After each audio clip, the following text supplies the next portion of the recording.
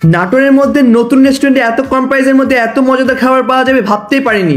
আর এই রেস্টুরেন্টের নাম হচ্ছে ফুডনেস্ট রেস্টুরেন্ট, যেটার লোকেশন হাফরাস্তা পেট্রোল পাম্পের একদম সামনে। নতুন এই রেস্টুরেন্টে ঢুকে আমি সত্যি পুরো অবাক হয়ে গেছি। বাইরে থেকে সাধারণ মনে হলো, ভিতরে ঢুকতেই আমার ধারণাটা বলতে যায় এর লাইটিং, ওয়ালাট আর নিখুঁত গুছানো পরিবেশ, প্রতিটা টেবিল আলাদা আলাদা ভাবে সাজানো, বসার পরিবেশ একদম আরামদায়ক। সত্যি বলতে এমন সুন্দর সাজসজ্জা আর ছোটখাটো রেস্টুরেন্টের আশাই করিনি। কাপল, ফ্রেন্ডস, ফ্যামিলি নিয়ে নিশ্চিন্তে আসতে পারবেন।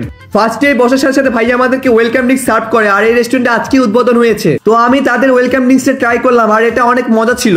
তো তাদের মেনু কার্ডটা দেখতেছিলাম, আর হ্যাঁ, এখানে কিন্তু আপনারা 135+ আইটেম পেয়ে যাবেন এবং সবগুলো খাবারই রিজনেবল প্রাইসের মধ্যে পেয়ে যাবেন। খাবার অর্ডার দিয়ে ওয়েট করতেছি, তো কিছুক্ষণের মধ্যে ভাইয়া খাবারটা নিয়ে চলে আসে। ফার্স্টে regular lassi, burger, hot coffee serve করে। আর এই হচ্ছে তাদের ক্রিসপি চিকেন বার্গার, যেটা প্রাইস নিয়েছিল 150 টাকা। আর এই হচ্ছে তাদের রেগুলার কফি, যেটার দাম নিয়েছিল 100 টাকা।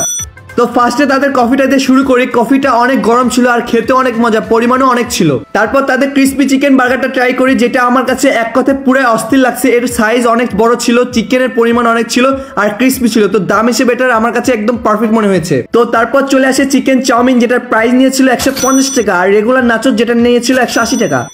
তারপর তাদের চিকেন চাউমিনটা টেস্ট করি। এটা 1:1 ছিল, কিন্তু আমি ভেবেছিলাম এটা 1:2 হবে, কিন্তু না, পরে দেখি 1:1। আর এটা পরিমাণে অনেক ছিল, যেটা একজনের পক্ষে খাওয়া ইম্পসিবল।